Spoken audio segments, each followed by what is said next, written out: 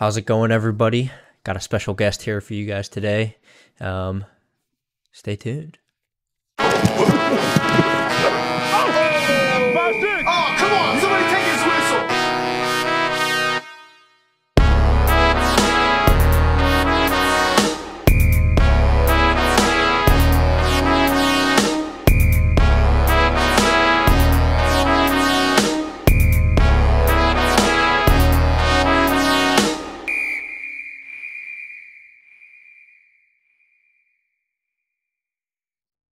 How's it going, everybody? Welcome back to the Take His Whistle podcast channel. This is not a podcast episode. This is a Louisville Cardinals specific episode, and today I am joined by one of my other good friends, fellow Cards fan for life, diehard Louisville fan, my good friend Caleb. Caleb, how you doing, man? I'm good, man. How you doing? It's good to be back on the pod. Yeah, 100%. If I'm doing good. But if you didn't know Caleb beforehand, if you have been watching the pod for a while, which I don't know how many of you there are, because, we're still pretty small. But Caleb, the last time he made an appearance was on the week of the Louisville, Kentucky football game. So it's been a while now. I've been trying to get him back on for a very long time to talk some Louisville, and finally found some time to get him back on. I'm very excited.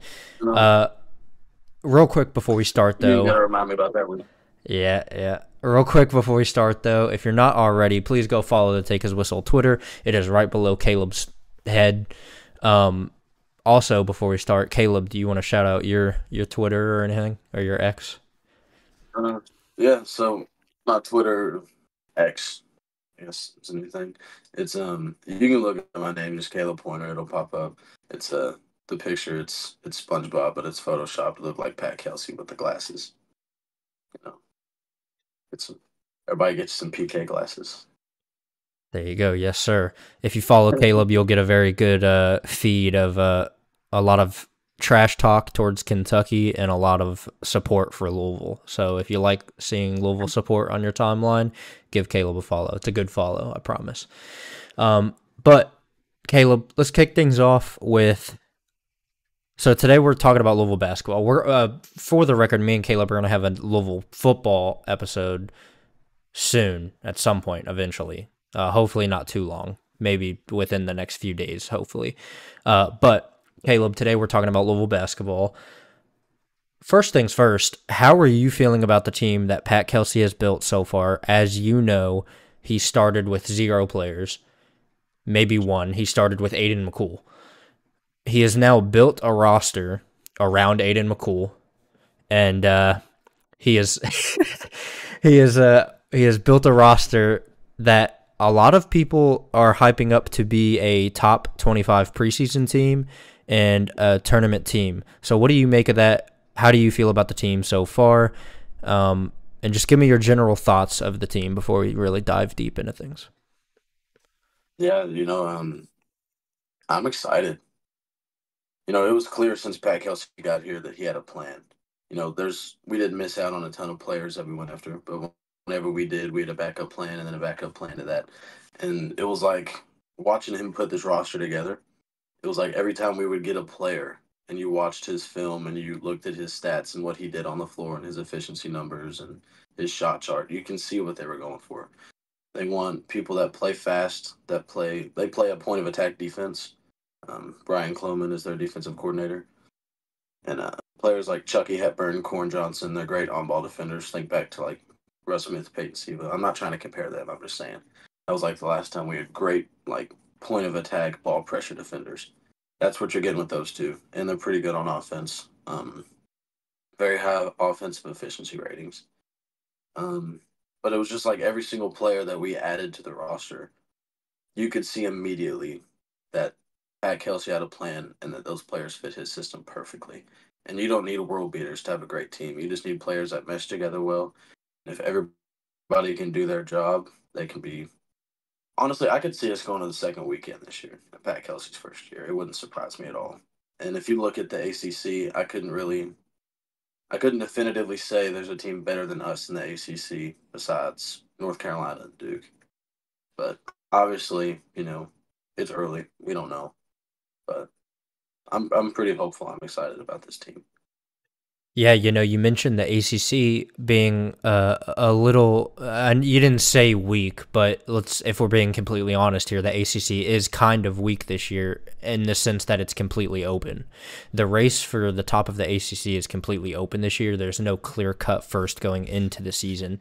You have North Carolina, who has a high return rate, but you have Duke, who's bringing in a ton of freshmen and a ton of new people. Who knows how they're going to mesh together? Who knows if Cooper Flagg is going to be able to lead that team with how much hype he's getting as the top recruit in the nation. Probably their best recruit since Zion, if you were to ask me. But I think with the other teams that are in contention there, maybe you could probably put NC State up there again, in my opinion. I don't know if they're Duke, North Carolina level, but they're definitely up there as far as potential and skill that they have. Obviously, they took Brandon Huntley Hatfield from us. They lost DJ Burns, but they have another big man that's going to step in and kind of replace what they lose in DJ Burns. I can't think of his name off the top of my head right now, but him and Brandon Huntley Hatfield should be a pretty damn good front court for NC State. But as far as the ACC goes and as far as Louisville goes, I genuinely think a lot of people, a lot of polls, a lot of public media polls, they all tend to have us at 3 or 4 going into the season, preseason, which is probably like already the biggest turnaround you can ask for. I mean, last season I think we were probably ranked second to last, if not last, going into the season. And then you come into this season with Pat Kelsey and the team he's brought in with the transfer portal, and all of a sudden we're right back to where we were before the Kenny Payne era. Maybe even before the Chris Mack era.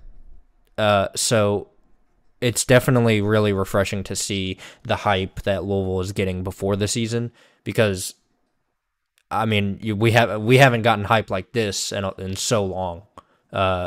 Preseason wise, and honestly, the same goes for football.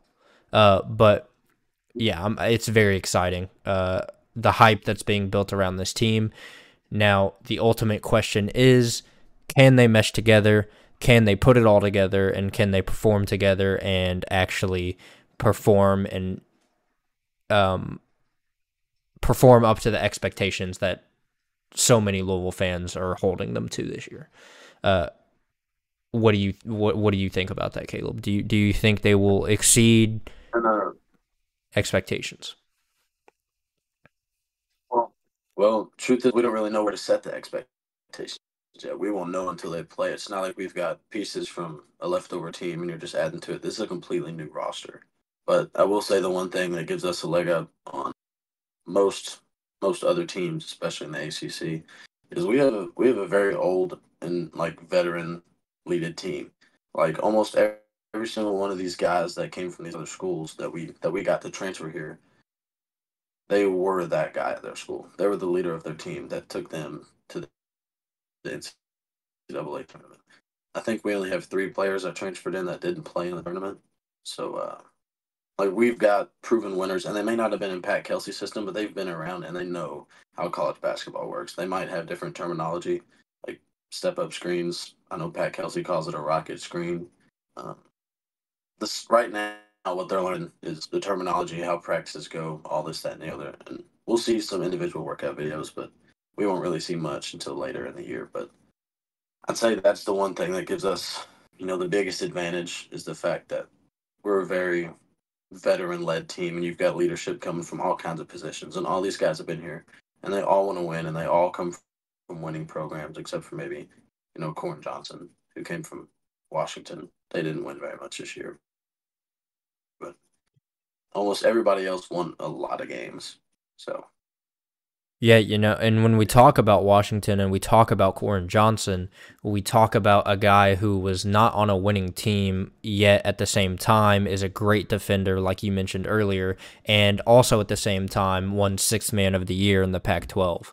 So it's one of those things where it's like, okay, sure, maybe his team wasn't that great, but he was. Like, he was that team last year. If you know, and it's almost in that sense, you know what I mean? And being able to get players like that from everywhere. You talk about Corin Johnson, six man of the year in the Pac-12. You talk about Fat, Sun Belt Player of the Year. You talk about, I mean, he doesn't have a Defensive Player of the Year award, but you talk about a Chucky Hepburn who national media raves about his on-ball defense. And I could say that about so many guys on the team. James Scott, he's not a name that very many people talk about coming into this season, yet if you ask any national media person about James Scott, they could go on for an hour about this kid. So it's just... Especially Jeff Goodman. Yeah. Jeff Goodman was there in Charleston. He lived in Charleston, and he went to their games. That's why he's buddies with Pat Kelsey. And he raves on and on and on about James Scott, and he gets so much praise from all these different guys about how much of a workhorse he is. And Brian Cloman, he was on Cardinal Companion's Twitter space the other day. Yeah. With him and Brad and all them, but he was on there telling a story about how he got a call last year. Not last year, it was this year. Just recently at like 1:30, 2 o'clock in the morning from James Scott, because he was up watching practice film or something like that. And he was trying to give Brian Cloman ideas about how to do this better, how to do that better. I mean, last year, James Scott was the youngest player in all of college basketball, and he averaged, I think, 8 and 6 a game, 8.6 boards. And if you look at his per 40 numbers, it was I think he would have averaged 14 points and 8 rebounds or something like that if he played 40 minutes. You look at the per 40 numbers. But I mean, he also has a leg up on a lot of the other guys that were coming in, because we didn't really have the front court set together. I mean, now we've got Noah Waterman. I know Ali Khalifa, he's redshirting, but Frank Hansen-Mod, Kason Pryor, But James Scott, he's been here longer than I think everybody else but Rain Smith. But he's going to be good. He's going to be really good. Cloman said he'd be playing in the NBA one day, and he's been around the block. He's seen a lot of really good players, so I'll take his word for it. But he, like I said, he was the youngest player in college basketball last year, and to have a work ethic like that, and to have the frame that he does, and just the will to want to learn more and to try and give back to his team. And apparently he asked a lot of questions about how can I do this better, do that better, how can the team get better at this. If he sees something in a game, he'll go to Pat Kelsey after and ask him about this, that, and the other. They say that he's like a sponge, because all he wants to do is take in and absorb all this, that, and the other. And those are all the kind of traits that you want in one of your players. And apparently Rain Smith is the same way. So I don't know if that just goes to show that's what players and Pat Kelsey's system and under his coaching and supervision, that's just what they grow to be, or if they're just very good at scouting and analyzing talent and bringing that in. So yeah, listen, I kind of want to talk about the Charleston guys here for a second. James Scott, I'm looking at all their stats right now. He averaged 5 and 3.4 boards on 79.2 field goal percentage. If James Scott would have shot, I think it's if he would have shot 2 more shots and made them, he would have had the highest field goal percentage in all of college basketball last year. That's one. But you have to reassess. Yeah, obviously you got to reassess what the type of shots he was taking and stuff like that. He's not shooting mid-ranges or 3-point shots. He's either laying it up or dunking on you. But regardless, that's still really good. Also, he averaged about 16 minutes a game last year, and he averaged about a block and a half a game. He had 45 blocks on the year. This guy is an interior force if he can put it all together this year and really just make his presence known, which it sounds like he's definitely trying to do. I mean, it sounds like he's putting in all the work to hell. I mean, it sounds like he's putting in all the work that it needs to maybe even be our starting 5 this year. And I've been saying this all offseason. I wouldn't be surprised if he was the starting five come week one. It's not the most popular take in the world, but I just think with how much we've heard of him and how much positive news we've heard of him, I think it could result into something, really special with him, and I'm really excited about it. But I know others don't completely agree with me on that. But and then you turn the corner and you look at Rain Smith, who's one of the best 3-point shooters in all of college basketball last year as well. I mean, it's just a lights out shooter, very reminiscent of Ryan McMahon. I don't think Rain Smith is going to start, but I think he's going to be that spark plug that Pat puts in if we need, some back-to-back threes or just a spark, in the game. Like if we're down by a few possessions and stuff like that, and it's going to be something really special to see him shooting the ball because, he was lights out last year. And then absolutely the last person that I want to talk about, which unfortunately he tore his ACL in the very last game of his college season last year. But Kobe Rogers is not somebody to look over because although he is redshirting this year and it doesn't sound like he's going to play this year, this is a guy who progressed at the further the season got. He didn't start out great last season, but boy did he get better.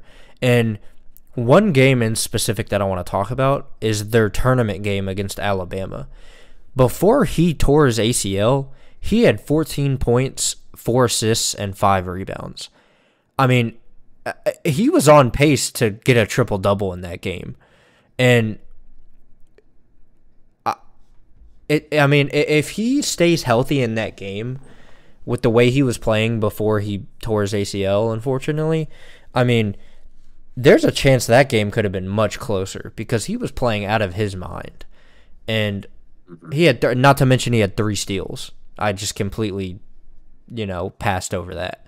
But these Charleston guys that we got are definitely no pushovers and definitely not guys that we should look over because they're definitely very good additions to this team, and they're all going to contribute in their own way, Oh yeah, for sure. And a lot of people, they like to talk down on mid-major guys or even guys from the lower levels than that. But we've seen players from that level translate to the D1, Power 5, elite basketball conference level. You look at Trey Lewis, you look at Chris Jones, you look at, what's his name that came from Drexler? What was his name? It was our 2015 year. Lee. Damian Lee? I can't remember. Damian Lee. Yeah, he was really good. Carly Jones. There's all kinds of guys. Kristen Cunningham. There's all kinds of guys who have come to this level and produced on a massive scale, and they're definitely going to this year. Like you think that Fats isn't going to have a great year this year? He was just Sun Belt Player of the Year, and he led that team, and he can score from absolutely anywhere on the court. Like we've seen guys from lower levels come up and do just amazing. Look at a guy who completely dismantled Wisconsin team with Chucky Hepburn on it. So, that's also something to remember. Mm-hmm. Well, there's athletes at every level. It's not necessarily about the level. It is, but it isn't at the same time. Just because you're at this level doesn't mean that you can't produce at this level. You know what I mean? And we've seen that, like I said, time and time again. And that's just something with the transfer portal the way it is now. That's just how it's going to be. You don't see a lot of guys going from, higher levels transferring down unless you got a team like Louisville last year.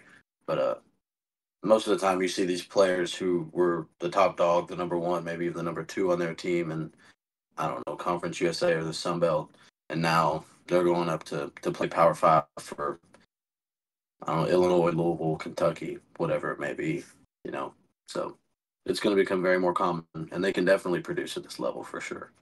Mm-hmm. So, since you mentioned him, Caleb, I'm going to go ahead and ask. We'll get this out of the way.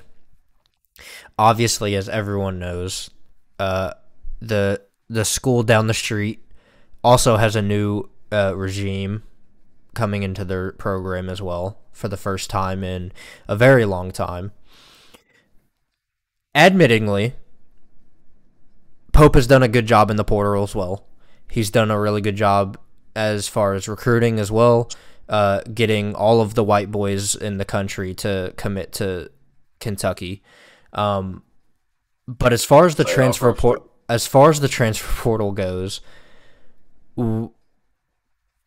how do you think not not how do you think their transfer portal class compares to our class, but as far as when we play, how do you think that matchup will go? Because to me, I find that matchup very interesting considering it's two first year coaches at two, I mean, if you ask me, two blue blood programs. And yeah, I think it's going to be really interesting. I think it's going to be really fun. It is at Rupp this year. But yeah, how do you see that matchup playing out and how do you see it going? It's going to be a lot of fun, and I'm not saying that because I think we're going to win, which I do.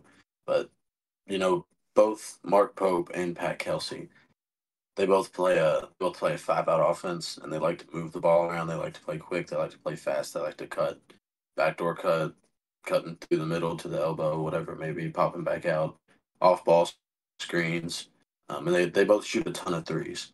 And I think I think the one downside to both coaches that people from either fan base have had is their defensive numbers, which from year to year they have gotten better. Every once in a while, one of them will have a bad year, but uh, there's going to be a lot of points scored in that game, and it's going to be a lot of fun.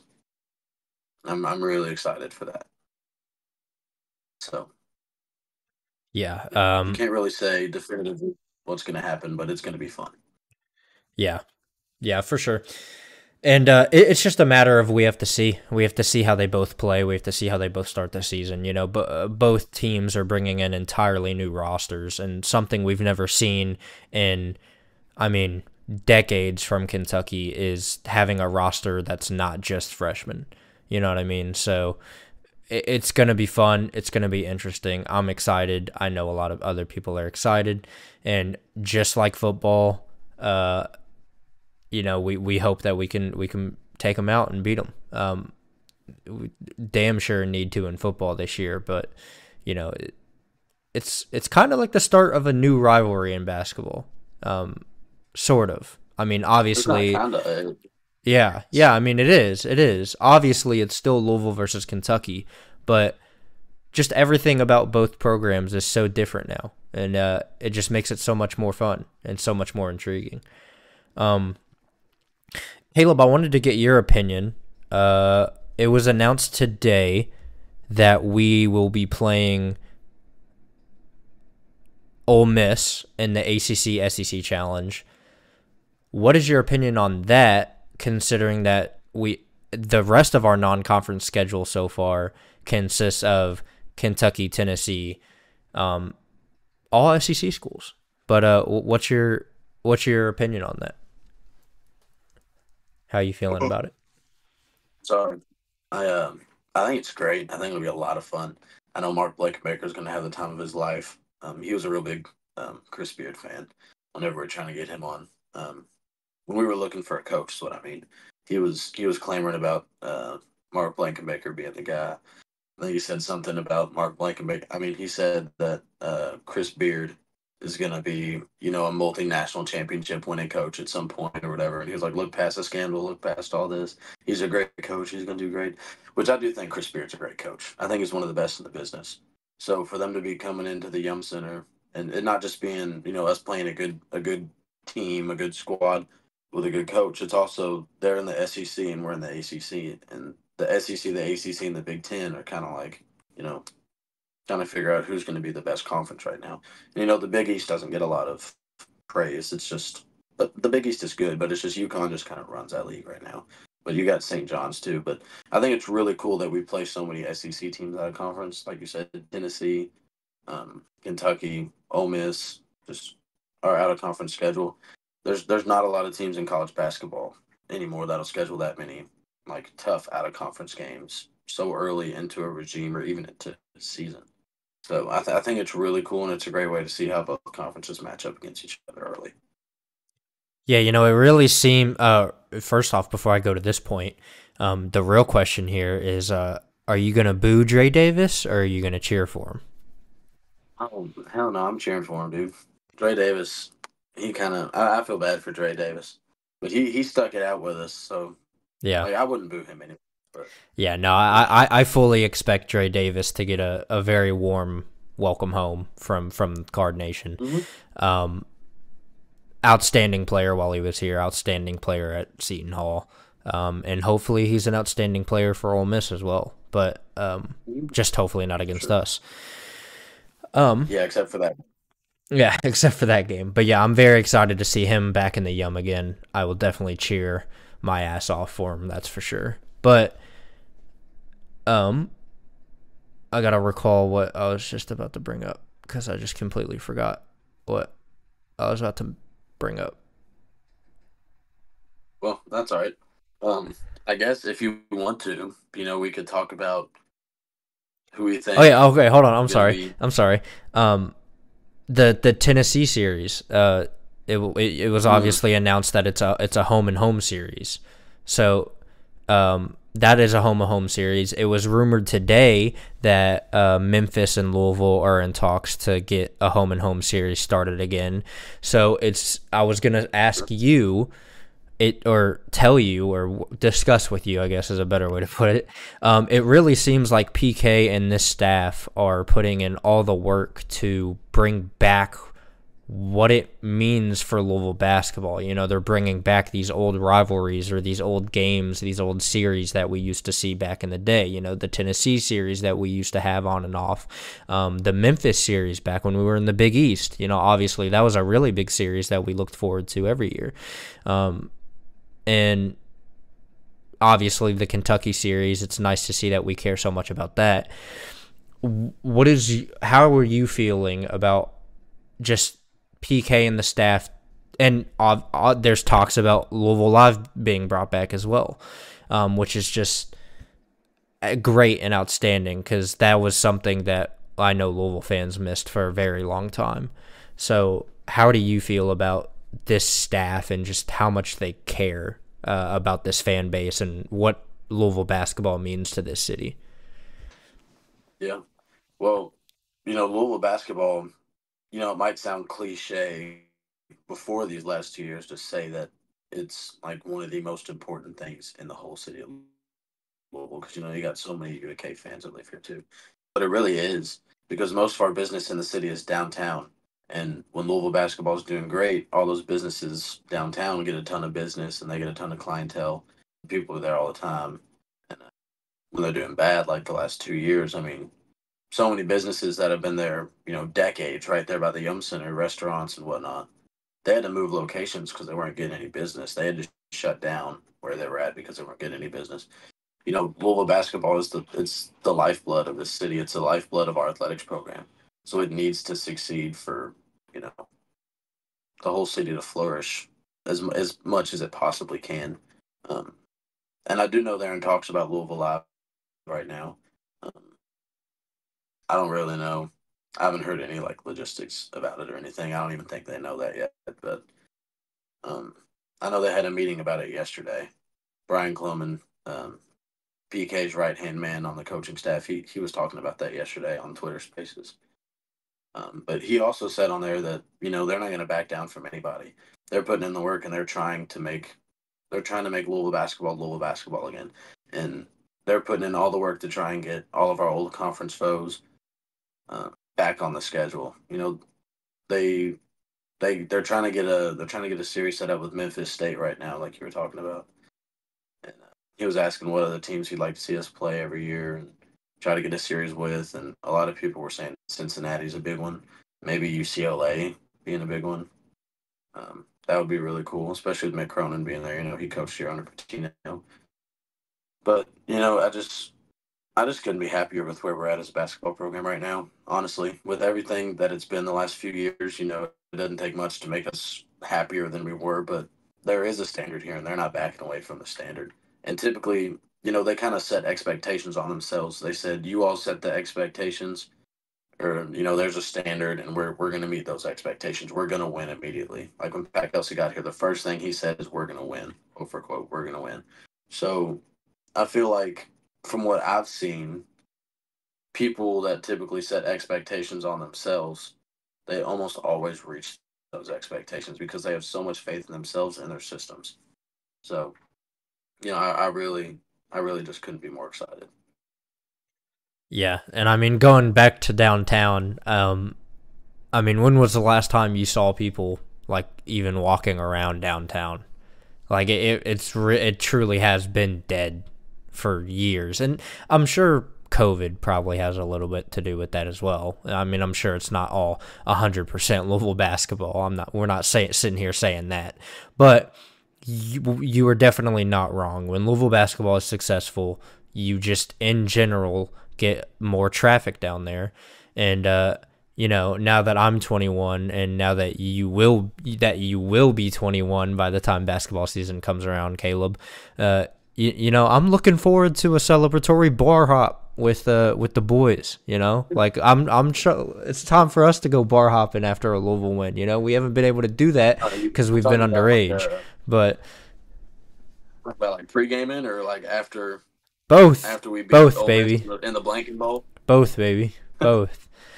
And listen, as far as the scheduling and everything goes, I was listening to a podcast earlier today, and it had Coach Lieberman on it, Mark Lieberman, go Cougs.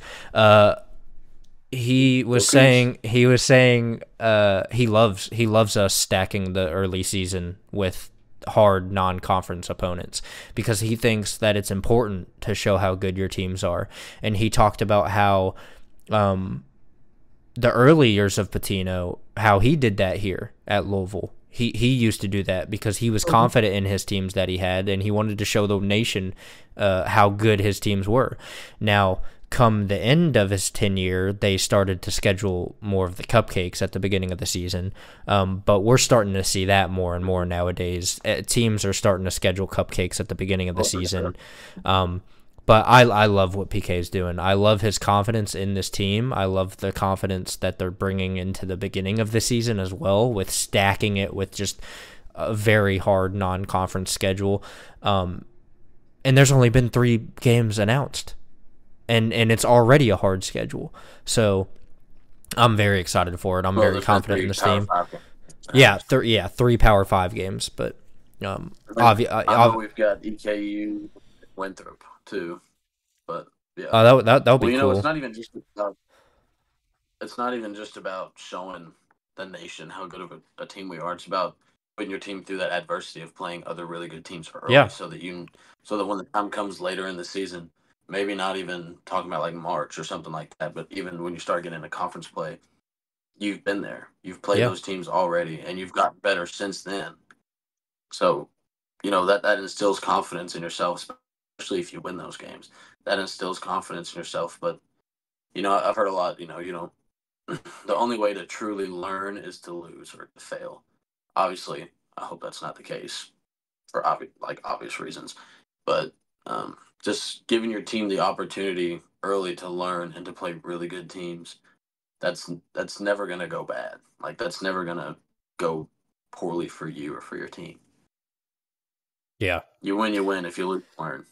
So yeah, 100%. And I mean, we see it all the time. Teams progress throughout the season. There's no team that starts the season hot and then still gets hot as the season goes, unless you're talking about maybe UConn. But even then, last year they didn't start out as the national champions that they ended up being. So every team progresses throughout the season. And so kind of did. Huh? Almost pretty much UConn's entire team came back, so yeah, they kind of did. Well, yeah, but you know what I mean. I know what you mean. So, I guess we'll kick off the little last segment here. Let's do a little game of sorts. I think this is what you were going to bring up before I remembered what I was going to say. But let's talk about predictions. Let's do a little prediction game. So, let me get your prediction on who you think will be. I don't really want to say best player because I want to get a little bit more specific than that. So so give me who you think will be the leading scorer. Who's going to average the most points per game?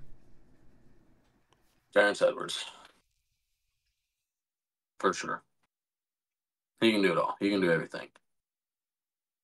No, he can get to the rim, and he's kind of like, he may not be the quickest guy, but he's got some shiftiness to him. He moves like a snake, and he's like, I don't really know how to explain it. He's like slimy with the ball. Like when he gets the ball in his hands, he can get to where he wants to get to, whether you're guarding him or not. He's kind of like Kevin Durant in that way.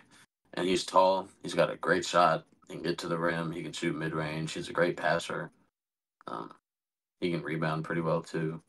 I think he's going to be our leading scorer because when it comes to scoring the ball, I think he's the most talented on our team for sure. Mm-hmm. I guess as far as my prediction goes, just to kind of keep it a little different here, I will go with the opposite answer of Terrence Edwards that I think most people would say, and I'm going to go Kaysen Pryor. Again, this is a guy who can do it all. He can score in the paint. He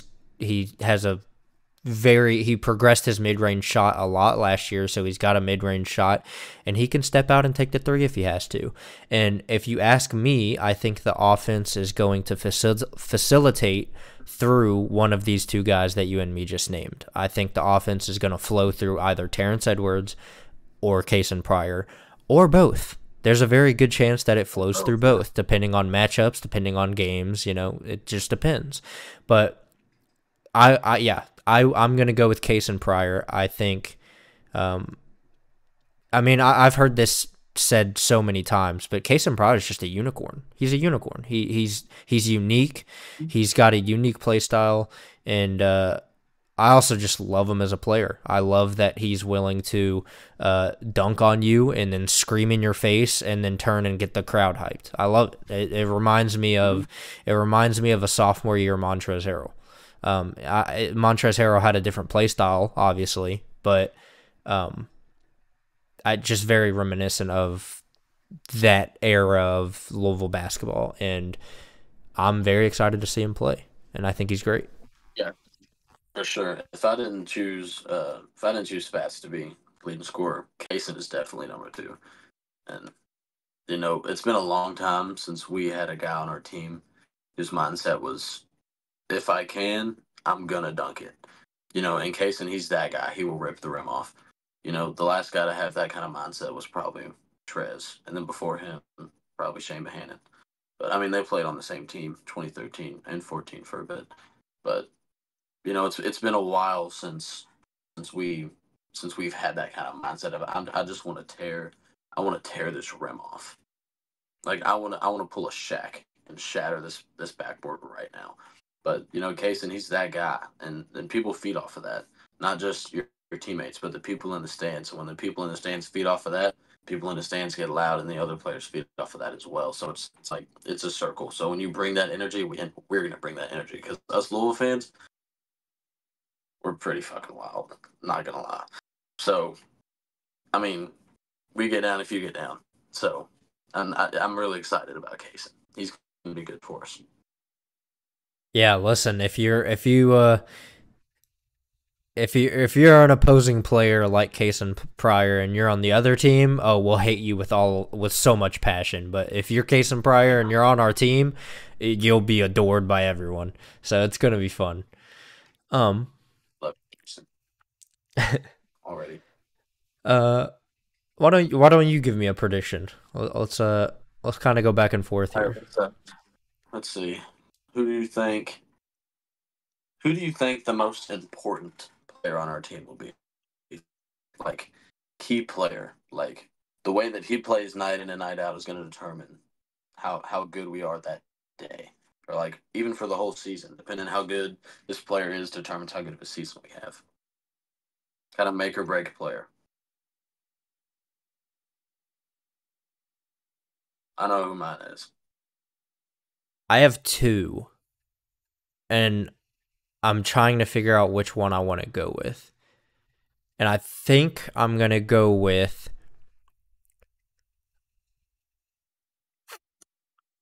I'm gonna go with Chucky Hepburn, Really? and I would say Chucky because his defense and on-ball defense is obviously outstanding. Um, it's very great, and I think it's very, like you said earlier, it's very Peyton Siva and Russ Smith-esque. And I think if his defense is on or off one night compared to another night, I think that's going to matter a lot. If he comes into a game and his defense isn't as great as it normally is, I think that could affect us negatively. If he comes into a game and his defense is on point, I mean, he looks like the Chucky Hepburn that everyone hypes him up to be. I think it could affect us in a tremendously positive way, and going away from his defense. Let's talk about his offense. I mean, he's a very exceptional spot up shooter. He's a very exceptional drive and layup, guy. He's a very good slasher. He's very good at shooting off the picks. And so he offers a lot on offense. He brings a lot to the table on offense. And so I think that he wasn't mentioned as my prediction as far as most points per game, but I think he's definitely, as far as most important goes, I think he's definitely one of those guys where if he's having an off game, it could definitely affect us in a negative way. Hmm. But yeah, that's I'm gonna that. say that's what I was just saying that's all from me. So you can go ahead and yeah. I'm gonna say Noah Waterman. Honestly, I think he's gonna be really good for us. He's a very dynamic guy. He can guard 1 through 5. He can play 1 through 5. He's 6'11". He's like a 6'11" point guard. He's like Luka Doncic. Obviously, he's not like Luka Doncic, but like he's got that kind of like archetype kind of build going on. Um, Tall guy who can guard 1 through 5. He can play 1 through 5 on offense. He can shoot from anywhere on the court. He can get to the rim. He can dunk. He's a great passer. He's a willing passer. Um, he started 33 games for BYU last year. Whose coach we will not speak of, but I think he averaged a little over half a game in minutes, but he averaged 10 and 5 in like half a game worth of playing, and on a team that plays the way that they did, very high tempo, very flashy, a lot of backdoor cuts. Like I said, off ball screens, pick and rolls, pick and pops. Something very similar to what we're gonna do. I expect him to get more minutes than he had last year, and I think he's gonna improve even more from last year to this year than he did from his junior year to his senior year, which was last year. Um, he shot almost 50% from the floor, I think, last year, which is that's kind of ridiculous for a wing player to shoot 50% from the floor and average 10 points a game. That's kind of ridiculous. But I'd say if he plays really, really well, that really opens up our offense, and like we can be like good. But if he plays really, really bad, which I don't foresee happening, but anything's possible. That could kind of bring us from up here to like kind of this level, because that's losing a piece that could really make us very, very dynamic. So I think he's really the biggest make or break player for us this year. One of the biggest like key player for us. Yeah, So 100%. Um, and before I move on to my last prediction, probably that I've got for us, but Noah Waterman. Before we move on, outstanding life story. How he winded up here, how he got to this point in his career. Just an outstanding story, very inspirational, and it really makes you cheer for the guy. It really makes you love him, and I'm glad he's here. I'm glad he's on the team, and I agree with you. He brings a lot to the table. He brings a lot to this team. He brings a lot of value, and personally, now that it's kind of all in the past and under the rug, personally, I think that is why PK, at least according to the rumor mill, I think it's why PK canceled the visit with Hawkins. because he knows what we're getting in a guy like Waterman. He knows what we're getting in a guy like Scott. And I would guess that he probably had a meeting with him and talked to him and was like, hey, like how you guys feel about this, yada, yada, whatever it may be. And, Absolutely. they came to the conclusion that they did, which was to apparently cancel the visit. And if that doesn't show you the trust that PK has in the guys he brought in, then I don't know what will. But yeah, I already love Waterman, love all the guys, and they all bring so much value to the team. But the next prediction that I have for us, which this is mostly just personal opinion because there's no real stat that will kind of prove this, but who do you think, Caleb, is the most underrated player on this team? Who's not getting who? Traore. Just immediately, Abubakar Traore, because he does everything. He's like, do you remember? Obviously, you remember Dwayne Sutton that played for us under Chris Mack. He Yep. could do everything. He could shoot. He could rebound. He could score from anywhere on the court. Really. Now Traore, he doesn't shoot a ton of threes. He's not a very big shooter, but I think he shot like 80% or something last year. From no, I totally scuffed that. I'm thinking of something else. I was saying to James Scott. I do know that Booby Traore. I'm gonna start calling him Booby. He had a very high field goal percentage. He didn't shoot a ton of shots, but he got a ton of boards. He's a very good defender. He's an even better rebounder. He almost averaged a double-double last year. So I think he's going to be another one of those key pieces that really takes us to the next level if he plays to the best of his ability. Another player I've kind of got two is Javon Hadley. I think he's going to be really, really good. He was very important to that little Colorado run that they made in the tournament, beating Florida. He's a very good player too. He comes from a winning program. Colorado won a lot while he was there. He's a veteran. He's been around. He knows what it takes to win at this level and how to get to the tournament, how to be successful in the tournament. We need more leaders like that. It's never a bad thing to have a veteran team that's just completely full of leaders, and that's what we've got here with Traore and Javon Hadley. Both of them are leaders. They know how to win. They're both going to be very, very good, and I don't think they're getting the praise that they deserve. Yeah, so unfortunately you took mine. I was going to say Abubakar Traore, so I'm just going to glaze him a little more before I go to my second answer. Just an outstanding scorer. He's not going to shoot the ball, but he can quite literally do everything else, and he will dunk on you if he has to.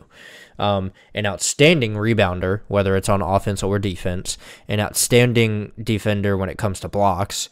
He just does it all. He just does it all.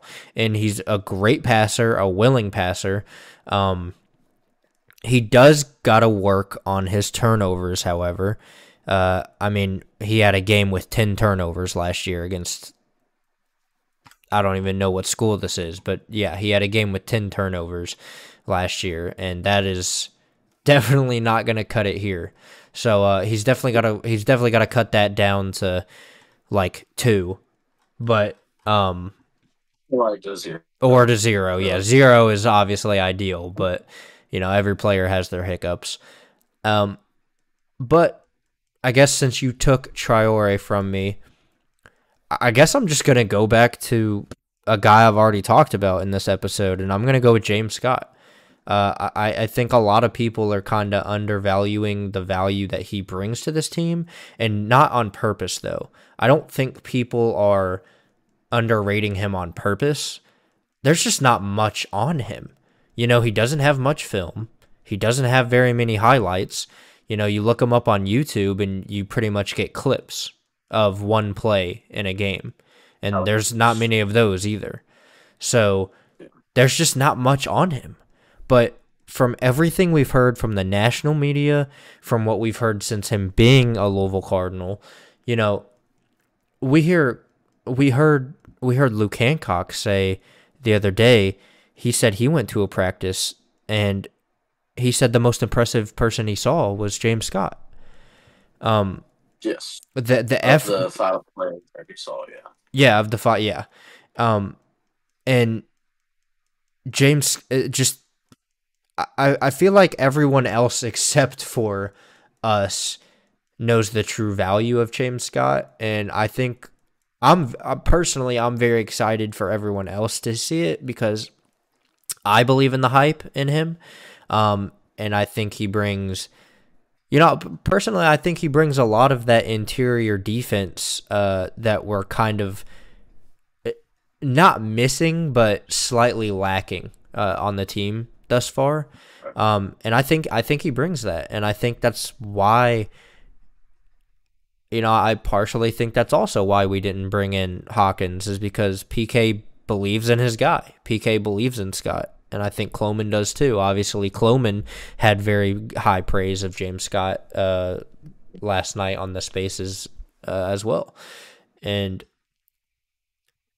I'm very excited to see him play. I'm very excited to see him get a second year under his belt, and I would assume that he doesn't just take this massive leap to where he's like a first round projection draftee after this year. If he did, I mean, that would be incredible if he did. Great. Yeah, that would be great if he did. But I would assume that he's not going to make that jump. So therefore, I am going to say here and now that I am the utmost excited to see his sophomore year to junior year jump, because I think that if it's not this year, that jump is going to be the jump that puts him on national coverage. Mm-hmm. For sure. James Scott's a very intriguing player, and he's going to be really good for us. For sure. Just from what I've heard about him, his work ethic, what he's already got to work with. I think he averaged like 2.5 lobs per game last year, which is absolutely insane. You saw that video clip that they put out of the players getting their verts, and he cleared like the very top of the rack by like, I don't know, like fucking 6 inches or some shit. It was ridiculous.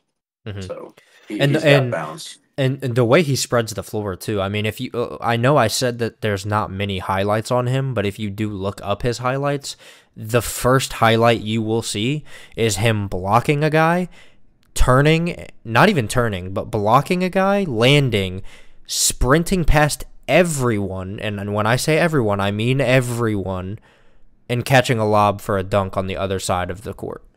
I mean, yeah, that play was ridiculous. Yeah, I mean, he spreads the floor better than most, and he, at least at his size and length. He's a very lengthy guy, very tall guy too. But yeah, I can't say more about how much I'm excited to see him play and to see his progression from last year to this year. But Caleb, that is going to do it for us here. As you know, it's getting pretty late, but we're hitting about the hour mark here. And man, I appreciate you coming on here and talking some Cardinals with me, man. I love talking cards with you. Always, I'm always texting about it, I feel like, but I really appreciate you coming on, man. Yeah, of course. And y'all stay tuned because we got a football episode coming up. For sure. And that is gonna have a lot to talk about as well. There's so much to talk about in basketball and football for both sides. I mean, both sides are just doing outstanding in this offseason. So just we prayed for times like this, brother.